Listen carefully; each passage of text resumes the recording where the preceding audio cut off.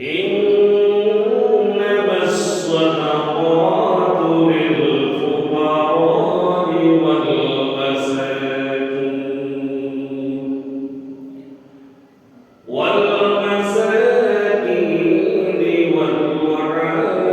والعاملين عليها والمؤلفة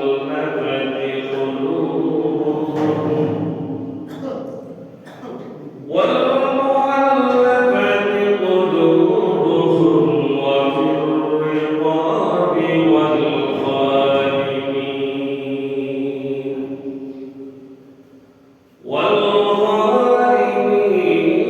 وفي سبيل الله وابن السبيل فريضة من الله والله عليم حكيم. وقال تعالى في شأن حبيبه ومحبوبه ومعشوقه مخبرا وآمرا إن الله وملائكته يصلون على النبي يا أيها الذين آمنوا صلوا عليه وسلموا تسليما. اللهم صل على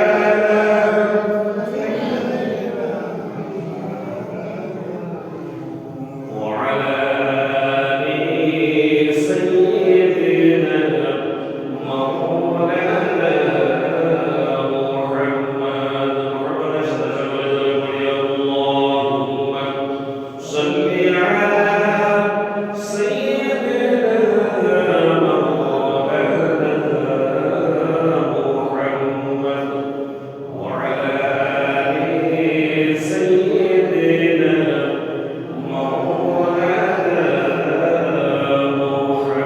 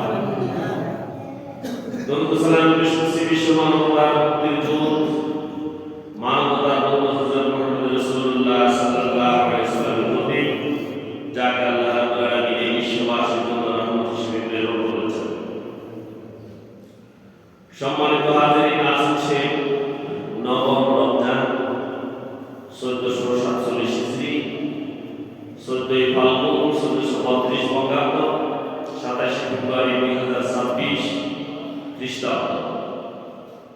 আজ সেহরির শেষ সময় ছিল 4:58 পেরিতে, সূর্যোদয় 6:18 দুপুর হয়েছে 12:02 এবং জুমার ওয়াক্ত শুরু হয়েছে 12:08 থেকে।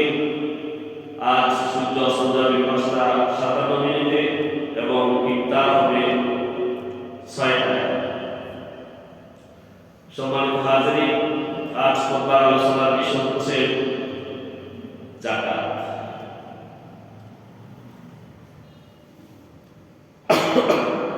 মহান আল্লাহ রাব্বুল আলামিন যদি তৌফিক দেন, আমরা বলার এবং শোনার চেষ্টা করব। আল্লাহর কাছে তৌফিক আমরা নসিব করে করি, আমিন। যাকাতের মূল আগুত মাসালা, তিনটা বিষয় আছে খুব গুরুত্বপূর্ণ। একটা হলো কারা যাকাত দেবে, 2 নম্বর হবে কাকে যাকাত দেবে, 3 নম্বর হচ্ছে যাকাত না দিলে কি হবে। যাকাত না দিলে এই তিনটা বিষয় হলো মূল, আর বাকিগুলো মাসালা। দুনিয়া এবং আখিরাতে যাকাত ও সদকার অসংখ্য উপকারিতা আছে। দুনিয়াবী উপকারিতাও আছে, পরকালীন উপকারিতাও আছে।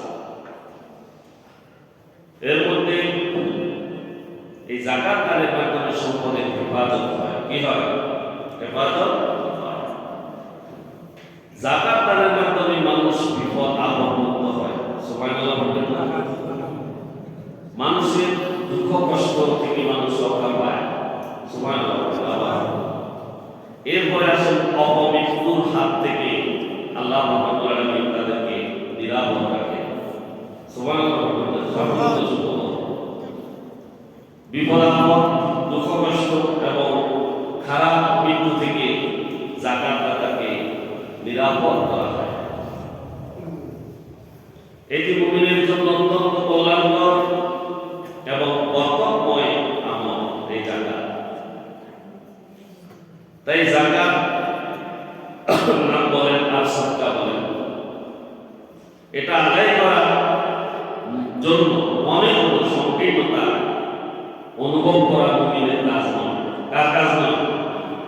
মুমিন কখনো যাকাত বা সদকা দিবে এখানে সংকীর্ণতা হতে পারে না, এটা হতেই পারে না। এবং এই যাকাত দেয়াকে কেউ কেউ বোঝাও মনে করে এটা করা যাবে না। মুমিন এটা করতে পারেন না। যাদেরকে যাকাত দেবেন তাদের সাথে কি দুর্ব্যবহার করবেন? কথা শুনবেন, দুর্ব্যবহার করবেন, দুর্ব্যবহার হয়। কোন একটা ব্যক্তিগত থেকে আমি যাকাত দিছি, যাকাত বলেনি, এরা আল্লাহর বিরুদ্ধে আচরণ করল। কি করল?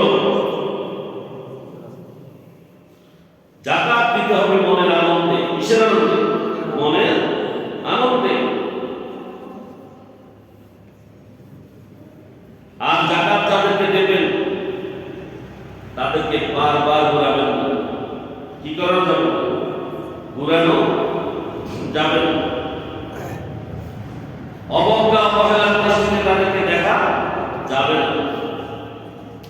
দেয়ার পর এই কথা বলা যাবে না তোমাকে আমি অনুগ্রহ করেছি। না, আল্লাহ রাব্বুল আলামিন আপনার সম্পদের মধ্যে তার নিয়ামত দিয়েছেন, এজন্য আপনি এটা দিয়েছেন। আর আপনি যদি বলেন যে আমি তোমাকে যাকাত দিয়েছি, আপনার সমস্ত আমল বরবাদ, এই সব আমল বরবাদ হয়ে যাবে। এসব বিষয়ের প্রতি যদি খেয়াল করা হয় তাহলে মানুষের সমস্ত আমল কি হয়ে যায়? নষ্ট হয়ে যায়। অতএব আমরা আজকে এই যাকাতের বিষয়গুলো নিয়ে আলোচনা করব। যাকাত আদায় করা একটি ফরজ কাজ। কি কাজ? ফরজ। عن ابن عباس رضي الله تعالى عنهما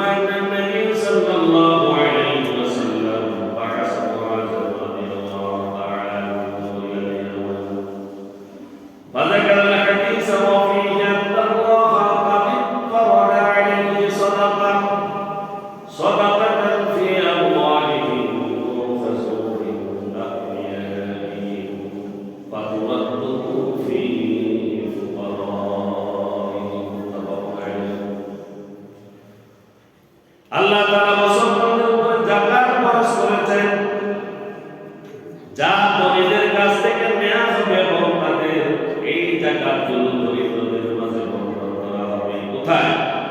দরিদ্রদের মাঝে বন্টন করা হবে। ইসলামী রাষ্ট্র যদি হয় তাহলে এই দেশের সকল মানুষের কার কত সম্পদ হিসাব রাখবে। ওর পিছনে যাকাতের জন্য দৌড়তে হবে না, যাকাত ওর কাছ থেকে কেটে নিয়ে রাখা হবে, কেটে নিয়ে রাখা হবে। আর যাকাত মুসলমানদের উপরে খরচ, আবার বিধর্মীর উপরে খরচ। মুসলমান যারা, তাদেরকে ইসলামী সরকার যদি হয়, ইসলামী রাষ্ট্র যদি হয়, তাহলে তাদের যাকাত তাদের কাছ থেকে পুরোপুরি আদায় করে নেওয়া হবে। দুইটি কারণ, একটা হলো সে দুনিয়া এবং আখিরাতে, দুনিয়াতে যে সে যাকাত দিত, যে 50 জনকে 50 টাকা করে দেয়, এই যে লোক দেখাবো, এটা থেকে বাঁচত। আর একটা হলো পরকালে তার জন্য তার দানের সওয়াবগুলো, তার আমলটা নিশ্চিত হয়ে যেত। কি হয়ে যেত? নিশ্চিত হয়ে যেত। তাহলে ইসলামী স্টেট ধনীদের কাছ থেকে যাকাত নিয়ে নিবে এবং এটার জন্য কর্মচারী নিয়োগ করা হয়। কি করা হয়? নিয়োগ করা হয়। এটা আমরা পরে কোরআনের আয়াত আছে, আলোচনা করব ইনশাআল্লাহ। এই হাদিসটি বুখারী এবং মুসলিম শরীফ উল্লেখ করেছে এবং হযরত ইবনে আব্বাস রাদিয়াল্লাহু আনহু হাদিসটি বর্ণনা করেছেন যে দরিদ্রদের জন্য ধনীদের কাছ থেকে যাকাত কি করা হবে? আদায় করে নেওয়া হবে। এখন আসেন যাকাতের নিসাব এবং কার উপরে খরচ। যেসব সম্পদের উপরে যাকাত খরচ শরীয়ত সেগুলোর জন্য নির্দিষ্ট পরিমাণ নির্ধারণ করে দিয়েছে। সম্পদের নির্দিষ্ট পরিমাণকে বলা হয় নিসাব। কি বলা হয়? নিসাব। যখন কোনো ব্যক্তির কাছে এই নিসাব পরিমাণ সম্পদ আসে, জমা হয় এবং তার 1 বছর অতিক্রান্ত হওয়ার পরে এটা উদ্বৃত্ত থাকে, তাহলে তার উপর যাকাত কি? ফরজ। সে সাহেবে নিসাব, তাকে কি বলা হয়? সাহেবে নিসাব। যাকাত এবং মুসলমানের উপর খরচ, তাহলে এক নম্বর কথা হলো যাকাত খরচ হবে মুসলমানের উপর। কার উপর? কোনো বিজাতি বিধর্মীর উপরে যাকাত খরচ নেই, এদের উপরে যাকাত খরচ, এদের উপরে কর খরচ। কি খরচ? কর। ইসলামী স্টেটে তাদের ট্যাক্স আছে, ট্যাক্স বা কর, যেটা এটা তাদের কাছ থেকে আদায় করে নিবে। কিন্তু যাকাত খরচ হচ্ছে শুধু মুসলমান। কাদের? মুসলমান।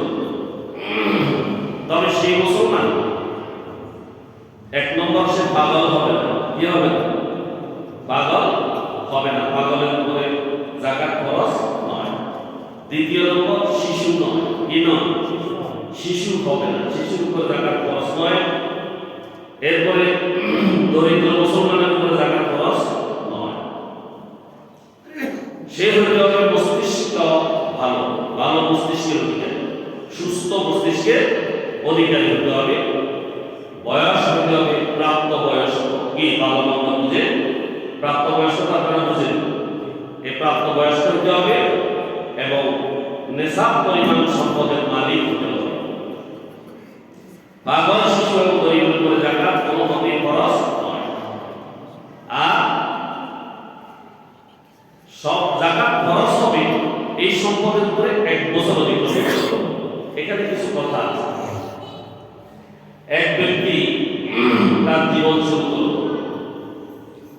সে সাহেবের নেশাব হল, কিন্তু বছরের মাঝখান দিয়ে তার ব্যবসা বাণিজ্য এত বেশি মন্দা গিয়েছে, বছরের মাঝখান দিয়ে তার সম্পদ কমে গিয়েছে, সম্পদ কমে গিয়েছে এবং বছর শেষ হতে না হতে সে আবার নেশাবের মালিক হয়ে গেছে। তাহলে তাকে যাকাত দিতে হবে। তাকে অর্থাৎ তার ওই প্রথম দিন থেকে যে হিসাব করেছে এই হিসাবে 1 বছর, মাঝখান দিয়ে যে দরিদ্র সেখান থেকে হিসাব করতে হবে।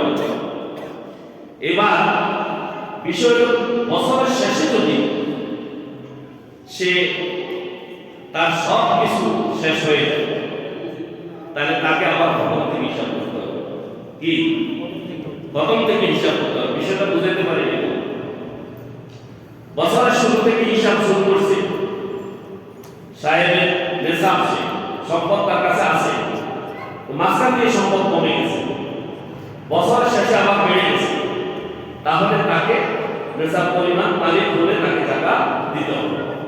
এখন বছরের শেষে যাইয়া বছরের প্রথম বা 2 লাখ পর্যন্ত তার কাছে সম্পদ ছিল, কিন্তু শেষে গিয়ে তা কি গেছে, কমে গিয়েছে বা দিতে পারতেছে না, সে নিঃস্ব হয়ে গেছে, তাহলে তার উপরে জাকাত খরচ খরচ। আসেন জাকাত কতটুকু পরিমাণ সাহেবের নিসাব হলে জাকাত দিতে হবে, সেটা হচ্ছে এটা অনেক জটিলতা আছে, বিষয়গুলো বর্তমানে জটিল হয়ে গেছে, বর্তমান সময় একটু জটিল হয়ে গেছে। কারণ স্বর্ণের দাম 2,70,000, কত এক ভরির দাম 2,70,000, 7.5 ভরি স্বর্ণ যার কাছে আছে সে 20 লক্ষ টাকার মালিক। কত? 20 লক্ষ টাকার মালিক, তাহলে তাকে 20 লক্ষ টাকা জাকাত দিতে হবে। জটিল হয়ে গেছে বিষয়টা, আগে তো কম ছিল। এখন আছে 7.5 ভরি স্বর্ণ নাই, তাহলে কি করবে? তাহলে রূপা আছে, রূপার দাম কি বাড়ছে? রূপার দাম মানে 70,000 সম্ভবত, 7.5 তোলা রূপা, এটার দাম যা হয় এটা যদি টাকা দেয়া যাবে। আবার দোনোটা মিলে যদি সাইডের সামুদায় স্বর্ণের বা রূপের যেখানে হোক, তাহলে জাকাত দিতে পারবে, জাকাত দিতে পারবে। তাহলে জাকাতের স্বর্ণের নিসাব হল 87 গ্রাম বা 480 মিলিগ্রাম বা 87.5 গ্রাম। যদি কারো কাছে স্বর্ণ থাকে বা এটা 7.5 এরকম হলেই সে জাকাত দিতে হবে তাকে। আর রূপা যদি হয় 612 গ্রাম বা 360 মিলিগ্রাম, তাহলে তার উপরে জাকাত খরচ। এখন আমরা তো রূপা করি না, আমাদের তো বুদ্ধি বেশি, নেই, কথা খেয়াল করে। আমার কাছে 7.5 ভরি স্বর্ণ হয় নাই, 7.5 ভরি স্বর্ণ নাই, তো 7.5 ভরি স্বর্ণ নাই, রূপার দাম তো আছে নি, তাহলে ওটা দিয়ে জাকাত দিতে হবে। রূপার মালিক হলে তো দিতে হবে। এখন অনেকে দেয় না, না দিলে গুনাহগার। এরপরে ব্যবসায়ের পণ্য নগদ অর্থের নিসাবও আছে। ব্যবসার মাল নগদ অর্থের পরিমাণ যদি এটা সোনা বা রূপা যে কোনো একটির সমমূল্যের পরিমাণ হয়, তাহলে তাকে জাকাত দিতে হবে। হাদিস শরীফে বর্ণিত আছে, মালা নবী সাল্লাল্লাহু আলাইহি ওয়াসাল্লাম লাইসা ফিমা দুনা খামসিন আওয়ামিন সাদাকা মাসুকিয়া, অর্থাৎ 612 গ্রাম যদি রূপা, এটা কম হলে জাকাত খরচ নয়, আর 612 এর উপরে যদি হয় তাহলে জাকাত দিতে হবে, জাকাত দিতে হবে। স্বর্ণ ধরে বসে থাকতে হবে না, রূপা ধরেও জাকাত দিতে হবে। বর্তমানে রূপার দাম হচ্ছে সোনার তুলনায় অনেক কম, আর এই জন্য মানুষ বেশি সাহেবের নেশাব হয়, বেশি সাহেবের নেশাব হয়, আর রূপার হিসাবটা দ্রুতপূর্ণ হয়ে যায়। তাই ব্যবসায়ের মাল এবং নগদ অর্থের জাকাত হিসাব করে সাধারণত রূপা দিয়ে জাকাত দিলে সবচাইতে উত্তম। এখন কথা বুঝছেন? আর ওই একটা তো পরিমাণ বলে দিছি, বিশেষ করে মহিলারা যারা স্বর্ণের মালিক, যারা 7.5 ভরি স্বর্ণের মালিক হয়ে গেছেন, আপনাদেরকে জাকাত দিতে হবে। জাকাতের কতটুকু দিবেন আপনারা? জাকাতের মূল্য হিসাব করি, প্রতি 40 টাকায় 1 টাকা, প্রতি 40 টাকা 1 টাকা, 100 টাকায় 2.5 টাকা, 100 টাকা 2.5 টাকা, তাহলে 1000 টাকায় কত? 25 টাকা। 1000 টাকায় কত? 25 টাকা। এইভাবে হিসাব করি 20 লক্ষ টাকার প্রায় জাকাত দিতে হবে। আর জাকাতের ক্ষেত্রে কোনো থোক বরাদ্দ চলবে না, কোনো থোক বরাদ্দ চলবে না। জাকাত টায় হিসাব করে দিতে হবে। হিসাব ছাড়া, আপনার সম্পদের হিসাব ছাড়া জাকাত যদি দেন, থোক বরাদ্দ, এটা জাকাত আদায় হবে না, জাকাত আদায় হবে না। আপনার সম্পদের হিসাব করে যে দাম, ওই দামে শতকরা 2.5 টাকা আপনাকে জাকাত দিতে হবে, জাকাত দিতে হবে।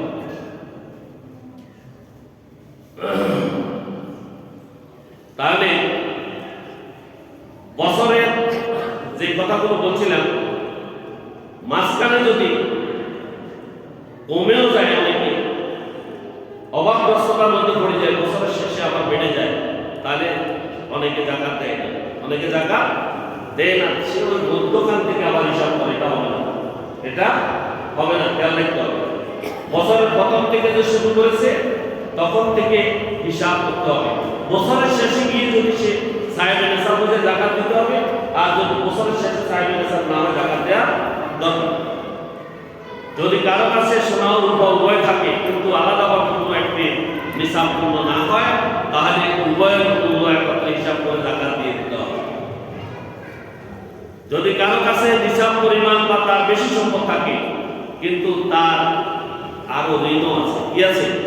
ঋণও আছে, তাহলে ঋণের পরিমাণ বাদ দিয়ে অবশিষ্ট সম্পত্তির জাকাত দিবে, অবশিষ্ট সম্পত্তির জাকাত দিবে। তবে সেই সম্পদের জাকাত একদম আদায় করা খরচ, আদায় করা কি খরচ। আর যদি নিসাব পরিমাণ সম্পদ অবশিষ্ট না থাকে, তাহলে তার উপর জাকাতের খরচ হবে না। অর্থাৎ ঋণ দেওয়ার পরে যদি নিসাব পরিমাণ সম্পদের মালিক না হয়, তাহলে তাকে আর জাকাত দিতে হবে না। আল্লাহ তাআলা আমাদের প্রত্যেককে নিসাব পরিমাণ যারা আমরা সম্পদের মালিক হয়েছি, আল্লাহ রাব্বুল আলামিন আমাদেরকে জাকাত দেওয়ার তৌফিক দান করুন। আমিন। 52 তোলা রূপার দাম হিসাব করে জাকাত দেবেন, এবং এটার উপরে যা আছে সবগুলো জাকাত দিবেন। সোনার রূপা হিসাব করি, রূপার উপরে দিতে পারবেন, সেটা 70 না 75 হাজার এরকম হবে।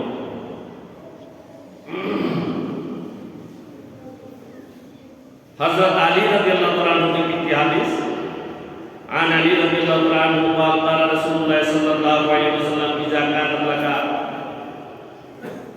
100 درهم وحال عليها الحول ففيها 5 درهم وليس عليك شيء حتى يكون لك 20 دينارا وحال عليها الحول ففيها نصف دينار وما زاد فبحساب ذلك وليس في مال زكاة حتى يحول عليه الحول رواه أبو داود। হযরত আলী রাদিয়াল্লাহু আনহু থেকে বর্ণিত, রাসূল সাল্লাল্লাহু আলাইহি ওয়াসাল্লাম বলেছেন যে যাকাত হিসেবে মোট সম্পদের 40 ভাগের 1 ভাগ। এই হাদিসটা দলিল হিসেবে দিয়েছে, দলিল হিসেবে এটা দিয়েছে। মোট 40 টাকা 1 টাকা, 40 টাকা 1 টাকা, এই হিসাবে যাকাত আদায় করতে বলছে। তাহলে আমাদের শতকরা কত? 2.5 টাকা, শতকরা 2.5 টাকা। সাহেবের নিসাব যারা, তারা যাকাতের প্রতি মনোযোগী হোক, আল্লাহ রাব্বুল আলামিন তাদের তৌফিক দান করুন। আমিন। কোন ধরনের সম্পদের উপর যাকাত খরচ? عن سمرة بن جندب قال أما بعد فإن رسول الله صلى الله عليه وسلم كان يأمرنا أن نخرج الصدقة من التي نعد للبيع।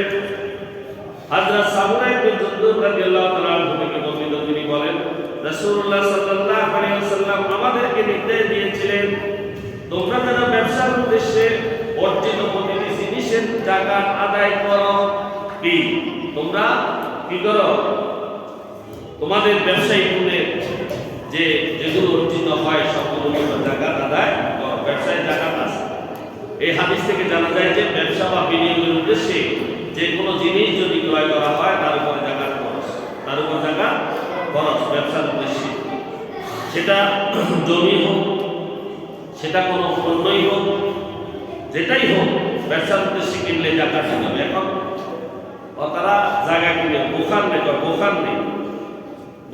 কয়, বোখারেরা জায়গা কিনে কয়, এটার উপর যাকাত খরচ, এটা খরচ।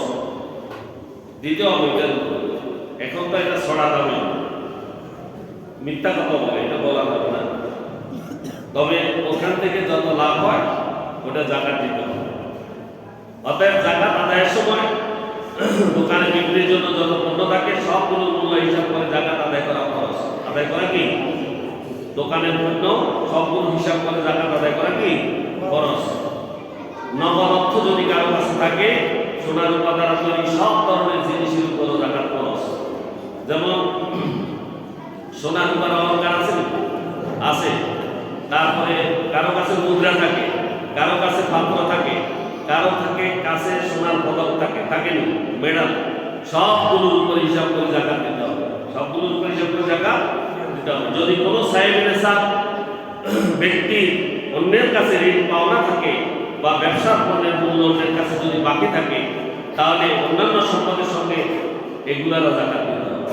কারো কাছে আপনি পাইবেন, কারো কাছে পাইবেন বাকি বকেয়া আছে, এটার উপরও জাকাত দিতে হবে। হ্যাঁ, যদি নিশ্চিত হন যে আপনি এই টাকা পাবেন না, এ টাকা পাবেন না, তাহলে এটার উপরে দিতে হবে না, এটার উপর দিতে হবে না। এরপরে আসেন আল্লাহ তাআলা আমাদের সবাইকে কি বলছি এখানে, নগদত্ব কি, নগদত্ব সোনা রূপা এবং এগুলো তৈরি জিনিসপত্র এবং ব্যবসায়ের সম্পদ সবগুলোর উপরে জাকাত আদায় করার তৌফিক দেওয়া আছে। কোন ধরনের সম্পদের উপরে জাকাত খরচ নয়? মুসলমানদের ক্ষেত্রে নিয়োজিত দাসের উপরে জাকাত নেই এবং তার ব্যবহারযোগ্য ঘোড়া, যে ঘোড়া ব্যবহার করে এটার উপরে জাকাত নেই। এরপরে এ থেকে বোঝা যায় মানুষের নিত্য প্রয়োজনীয় ব্যবহার্য জিনিসপত্রের উপরে জাকাত খরচ নয়।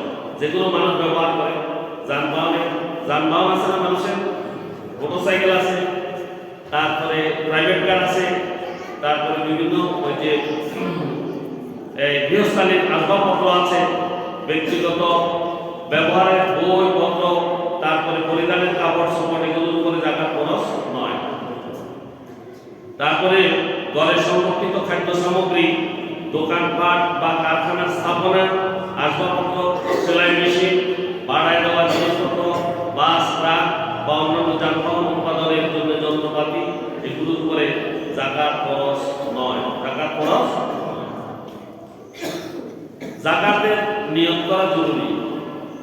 জাকাত আদায় করার সময়, জাকাতের সম্পদ আলাদা করার সময় জাকাতের নিয়ত করা জরুরি। অন্তরে ইচ্ছা থাকা জরুরি। কথা বুঝছেন? অন্তরে ইচ্ছা থাকা। অনেকে যার ইচ্ছা আছে জাকাত দেয়া, সে গোপনে দান করে, গোপনে জাকাত দিয়ে দেয়। আর বাকিরা তো আমাদের দেশে তো যা অবস্থা, জাকাত দিবার আগে লাইন দিতে ঠিক কিনা, এরপরে জাকাত দিত না, কাপড় সাপড় দিত না, পয়সা মরে গেছে, সেটা বুঝকে মরে গেছে, জাকাত দিতে আসবে করতে না। এইরকম ঘটনাও ঘটছে। তাহলে ওই জাকাত এমন ভাবে দিবেন ওই ব্যক্তির যাতে উপকার হয়, ব্যক্তির যাতে ক্ষতি না হয়, ব্যক্তির যাতে ক্ষতি না হয়। জাকাত আদায় করা খরচ। জাকাত আদায়ের জন্য শরীয়তে রমজান মাস যে আমরা নির্দিষ্ট করি, আসলে কি রমজান মাস নির্দিষ্ট? রমজান মাসই নির্দিষ্ট। আপনি যখন থেকে হিসাব শুরু করছেন, যেখানে যায় আপনার 1 বছর পূর্ণ হয়েছে সেখানে জাকাত দিবেন। তবে রমজান মাসে দেওয়ার জন্য অনেকে অপেক্ষা করে, রমজান মাসে দিলে একটু সওয়াব বেশি, সওয়াব বেশি। আপনার মনের ভিতরে আফসোস থাকবে, রমজান মাসে যদি দিতে পারতাম তাহলে বেশি সওয়াব হতো, এটা মনে করি তখন দিল সেই সওয়াব হতো। সুবহানাল্লাহ বলবেন না? আল্লাহ রাব্বুল আলামিন আপনাকে এটা হিসাব করে বাড়ায় দিতে পারেন না? আল্লাহু মুতাআলা বলে ইচ্ছা, আল্লাহ যাকে ইচ্ছা তারে বাড়ায় দিতে পারেন, পারেন কি না? পারেন। সেভাবে আল্লাহ সওয়াব বাড়ায় দিবেন। নির্দিষ্ট তারিখ নির্ধারণ করা বা রমজান নির্ধারণ করা শর্ত নয়। তবে রমজানে যাদের কি পূরণ হয়েছে তারা তো সৌভাগ্যবান, নাকি? সৌভাগ্যবান, আলহামদুলিল্লাহ। এবার আসুন কাদেরকে জাকাত দিবেন। জাকাত কাদেরকে দিবেন? দুইটা কথা বলে শেষ করব। জাকাত কাদেরকে দিবেন, জাকাত না দিলে কি হবে?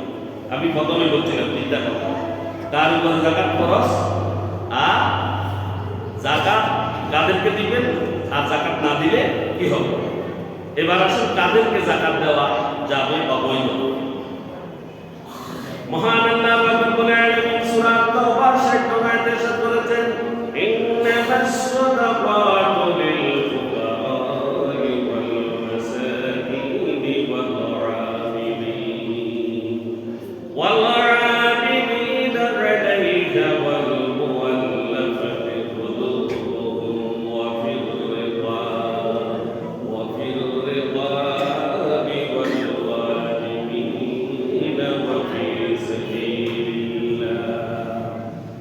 وفي سبيل الله وابن السبيل فريدة من الله والله عليم حكيم إنما الصدقات নিশ্চয় সদকা বা যাকাত ফরজ করা হয়েছে মূলত লিল ফুকারাই ফকিরদের জন্য। ফকির কারা? এবার ফকির চিনতে হবে। ফকিরটা কি? ফকির হলো যার বাড়িঘর আছে, দুই এক বেলার খানা আছে, এটার অতিরিক্ত নয়। এটা কি? ফকির। বুঝা গেছে কি কথা? বাড়িঘর আছে, দুই এক বেলা খানার আছে, অতিরিক্ত নাই, দিনে আনি দিনে খায়, যেটাকে আমরা বলি হ্যান্ড টু মাউথ। কি বলি? Hand to mouth. এরা হচ্ছে গরিব। এরা কি? তাহলে গরিব তো শুনে গেছে, এদেরকে জাকাত দেওয়া হবে। 2 নাম্বার লিল ফুকারাই ওয়াল মাসাকিন।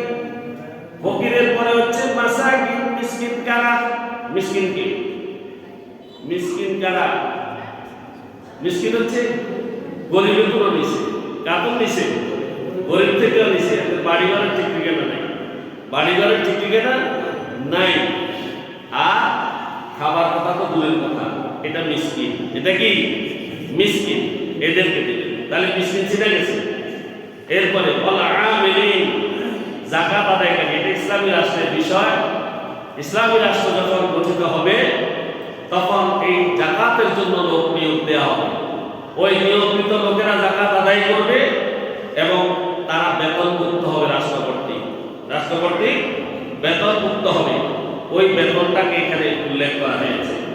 অর্থাৎ যারা যাকাত আদায় করবেন তাদের বেতন যাকাত দেয়া যাবে।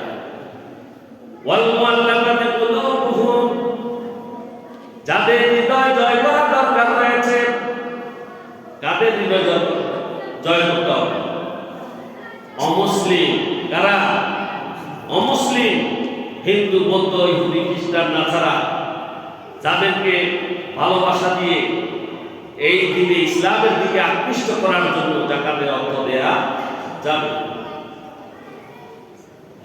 তারপরে হচ্ছে ওয়াফির রিকাব, দাস মুক্তির জন্য। আমাদের দেশে তো দাস নাই, আছে নি? নাই, আছে নি? সৌদি আরব ছিল, ও দেশে আছে, আরব দেশে আছে, আমাদের দেশে নেই। আমাদের দেশে আছে যে আরো ভয়ঙ্কর। সেটা কি? যারা বিনা অপরাধে জেলখানায় আছে, এবং ওই দাসের জন্য ভয়ঙ্কর অবস্থায় আছে। বিনা অপরাধে জেলখানায় আছে, আসেনি? আর বড় বড় অপরাধীরা জেলখানার বাইরে আছে, আসেনি? ওদেরকে মুক্ত করার জন্য জেলখানায় যারা আছে বিনা অপরাধে, যাদের সামর্থ্য নাই, যাদেরকে সেখান থেকে ছাড়াই আনা, এদের জন্য যাকাতের অর্থ ব্যবহার করা যাবে। এরা তো নিরপরাধ। এরা কি? নিরপরাধ। ওয়াল গারিমিন, ঋণগ্রস্ত, যাদের ঋণ আছে। ঋণ আছে না? ঋণ আলা মানুষ আছে না? আছে। তারপরে ওয়াফি সাবিলিল্লাহ, আল্লাহর রাস্তায়। আল্লাহর রাস্তায়, এই কথা কইলে বহু কথা চলে আসে। আল্লাহর রাস্তায় যাকাত দিতে হবে। আসলে আল্লাহর রাস্তার যাকাতটা সবচেয়ে মূল্যবান। কোন দেশে? দরিদ্র দেশগুলোতে। কোন দেশে? দরিদ্র দেশগুলোতে আল্লাহর রাস্তায় যাকাত যখন দেয়া হয়, এই ভক্তে যখন যাকাত দেয়া হয়, দেশে আর গরিব থাকে না, আস্তে আস্তে সব কমে যায়। কি? পয়সাওয়ালা হয়ে যায়। আর যাকাত খাই ফেললে কি যে ক্ষতি হয় এই খবরও নাই। যাকাতের টাকাও খাই ফেলে আমাদের দেশে। যদি না খায়, যাকাত তো করতে গেলে এই টাকা যায় কোথায়? গরিবের জায়গায় রয়ে গেছে, ফকির রয়ে গেছে, মিসকিন রয়ে গেছে, ঠিক না? কিন্তু যাকাত তো দেওয়া হচ্ছে, এটা যায় কোথায়? জাকাতের টাকা খাই ফেলাই এরকম লোক আছে বাংলাদেশে, আছে নাকি? যদি জাকাতকে যদি প্রপারলি ইউটিলাইজ করা হয়, সঠিকভাবে ব্যবহার করা হয়, 5 বছরে বাংলাদেশে বরং 5 বছরের পরে জাকাত দেওয়ার মতো লোক খুঁজে পাওয়া যাবে, লোক খুঁজে পাওয়া যাবে না জাকাত দেওয়ার মতো। কারণ প্রত্যেকেই তখন 5 বছর পরে সাহেব হয়ে যাবে। কিন্তু আমাদের দেশের এই জাকাতের টাকাগুলো খায় ফেলাইতে বলতে পারে না, কি জানে না সেটাও জানে, কিন্তু খাই ফেলাতে সেটাও বোঝে না। ওয়াবনে সাবিল মুসাফির, কে মুসাফির যারা সফরে এসেছে বাইরে থেকে, তাদেরকে জাকাত দেওয়া যাবে। আর এটা হচ্ছে ফারিদাতুন মিনাল্লাহ, ফারিদাতুন মিনাল্লাহ, আল্লাহর পক্ষ থেকে নির্ধারিত একটি ফরজ, নির্ধারিত একটি ফরজ। আল্লাহু আলিমুল হাকীম, আল্লাহ রাব্বুল আলামিন হচ্ছেন সর্বজ্ঞ এবং মহাপ্রজ্ঞাবান, প্রজ্ঞাময় তিনি। শুনে এই জাকাত যারা এই 8টি খাতের বাহিরে যারা খেয়ে ফেলবে, তাদের অবস্থা কি হবে একটু শুনে। ওয়াইল নামক একটা দোজখের নাম শুনছেন? ওয়াইল নামক একটা দোজখ, ওই দোজখ থেকে বাঁচার জন্য বাকি দোজখগুলো ডেইলি 40,000 বার আল্লাহর কাছে প্রার্থনা করে। কথা বুঝেন? ওয়াইল নামক দোজখ থেকে বাঁচার জন্য বাকি দোজখগুলো ডেইলি 40,000 বার আল্লাহর কাছে প্রার্থনা করে, যাতে আমরা এই দোজখের কাছে না যেতে পারি। অন্য দোজখেরা আল্লাহর কাছে প্রার্থনা করে এই ইবলিসগুলোকে সেখানে বানাই দেওয়া হয়। সেই ওয়াইল হচ্ছে তাদের জায়গা। এই যারা এগুলো খেয়ে ফেলে, আল্লাহ আমাদের হেফাজত করুন, বলি আল্লাহ। তাহলে দরিদ্র ব্যক্তিকে আমরা বলছি, প্রথম দরিদ্র ব্যক্তি মিসকিন, তারপরে হচ্ছে জাকাত আদায়কারী, তারপরে মন জয় করার জন্য, অন্যদেরকে দেয়া, দাস মুক্তির জন্য, ঋণগ্রস্তকে দেয়া, আল্লাহর পথে দেয়া এবং মোসাফিরকে দেয়া, এই 8টি খাতে জাকাত দেবে। কয়টি খাতে? 8টি খাতে জাকাত দেয়া বৈধ। সময়ের অভাবে আমি শুধু জাকাত না দিলে কি হবে, জাকাত না দেওয়ার কুফর সম্পর্কে সাথ হচ্ছে ওয়াল্লাযীনা ইয়াকনিজুনা আয-যাকাতা ওয়াল ফিদ্দাতা ওয়া লা ইউনফিকুনাহা ফী সাবীলিল্লাহি ফাবাশশিরহুম বিআযাবিন আলীম।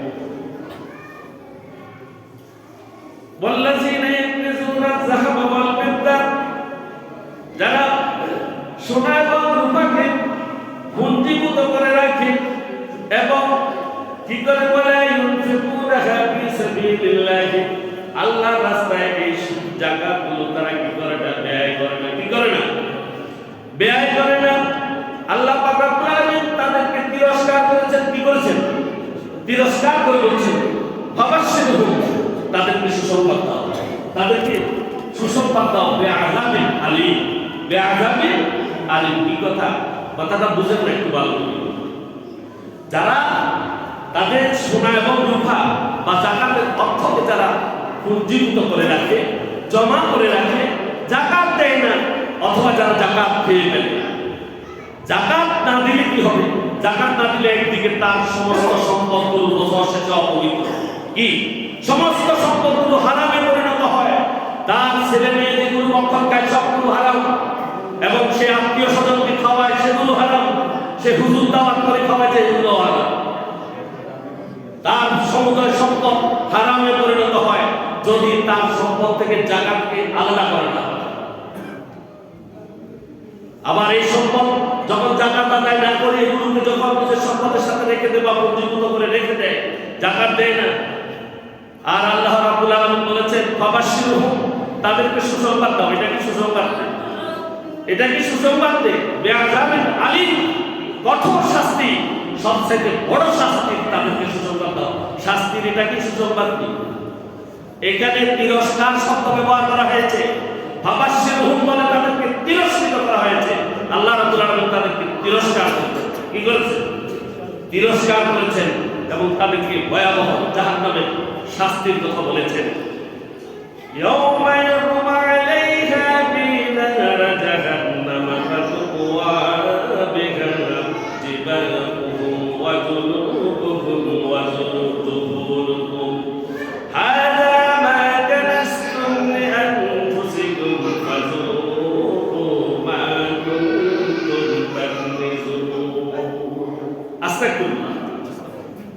যারা জাকাতগুলো দেবেন না, তাদেরকে তো দুঃসংবাদ দেওয়া হয়েছে, তিরস্কার করা হয়েছে।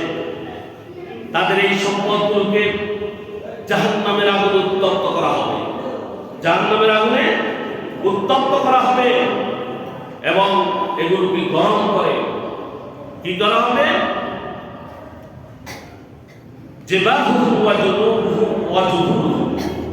তাদের কপালে, কোথায়?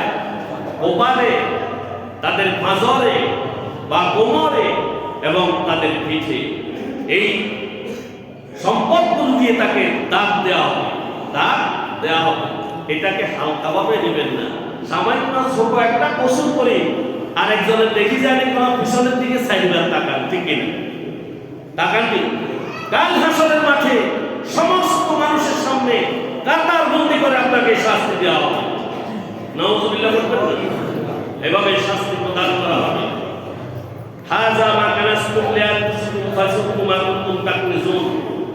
আর বলা হচ্ছে তাদেরকে, এই হচ্ছে তোমার সেই সম্পদ, যে সম্পদ তুমি পুঞ্জীভূত করে রেখেছিলে। সুতরাং তোমরা যে সম্পদ পুঞ্জীভূত করে রেখেছিলে, আজ সেটার মজা লুটো, মজা ভোগ করো, তোমরা মজা ভোগ করো। সম্মানিত হাজিরিন, জাকাতের আলোচনা আরো অনেক আছে, সময় আমাদের শেষ। রমজানে আরো বহু আলোচনা আছে, তবে জাকাতের আলোচনা আর হবে না। সর্বশেষ এই কথা বলছি যে আপনারা যারা সাহেবে নিসাব হয়েছেন, মোদ্দা কথা ৭৫,০০০ বা ৭০ থেকে ৭৫,০০০ টাকার সম্পদের মালিক হয়েছে, আপনারা সাহেবে নিসাব হয়েছে, আপনারা জাকাত দেবেন হিসাব করে, শতকরা ২.৫ টাকা। শুধু স্বর্ণের হিসাব নিয়ে বসে থাকলে হবে না। ৭.৫ ভরি স্বর্ণের দাম এখন ২০ লক্ষ টাকা। কত? আর যারা ৭.৫ ভরি স্বর্ণের মালিক হয়েছেন, আপনারা এই ১৯,৮৫,০০০ টাকা, এগুলো টাকা দিতে হবে, হিসাব করে জাকাত দিতে হবে। না হলে যে আযাবের কথা বলা হয়েছে, এই আযাব যারা হিসাব করে দেবেন না, আপনাদের জন্য এই আযাব আল্লাহ ঘোষণা করেছেন।